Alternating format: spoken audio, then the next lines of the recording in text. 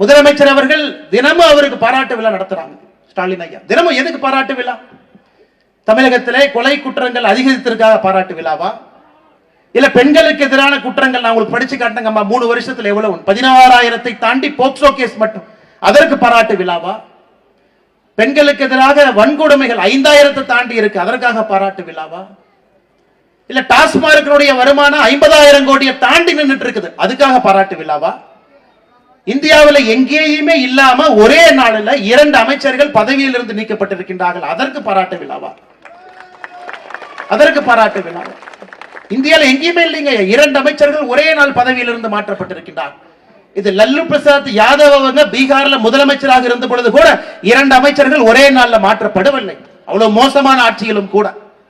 காரணம், ஒரு அமைச்சர் ஊழல் செஞ்சு ஜெயிலுக்கு போறாரு, 1.5 வருஷம் கழிச்சு வெளியே வர்றாரு, மறுபடியும் அதே பொறுப்பை கொடுக்கிறாங்க, மறுபடியும் சாராயத்தை விற்கிறாங்க, 50,000 கோடியை தொடுத்து உச்ச நீதிமன்றம் சொல்றாங்க.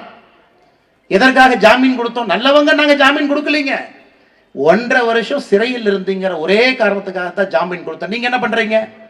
மறுபடியும் அரசு அதிகாரத்தை கையில வைத்துக் கொண்டு மறுபடியும் தப்பு பண்றீங்க.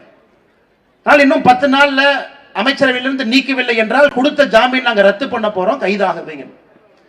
கைதுக்கு பயந்து கொண்டு ஐயோ மறுபடியும் பிடிச்சு 1 வருஷம் உள்ள போட்டுருவாங்க, கைதுக்கு பயந்து கொண்டு அமைச்சர் செந்தில் பாலாஜி அவர்களை அமைச்சரவையிலிருந்து நீக்கிறாங்க. பொன்முடி அவர்கள் கொஞ்ச நஞ்ச பேச்சா பேசினாங்க. நீங்க எல்லாம் பணம் வாங்கிட்டு தானே காசு ஓட்டு போட்டீங்க, ஓசியில தானே பஸ்ல போறீங்க. வைணவம் சமயம்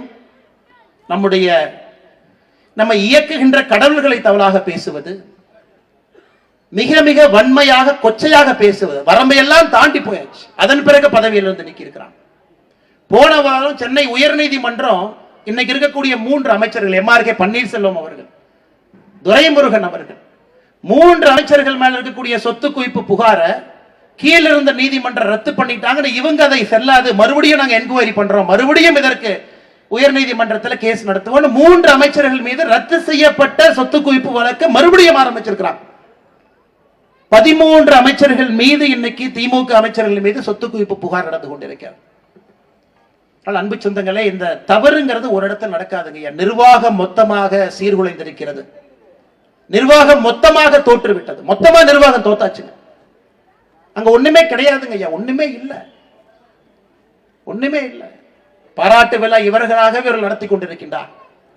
பிளே ஸ்டோர் மற்றும் ஆப் ஸ்டோரில் இருந்து பாலிமர் செயலியை QR கோடு மூலம் பதிவிறக்கம் செய்யுங்கள். செய்திகளை உடனுக்குடன் பெறுங்கள்.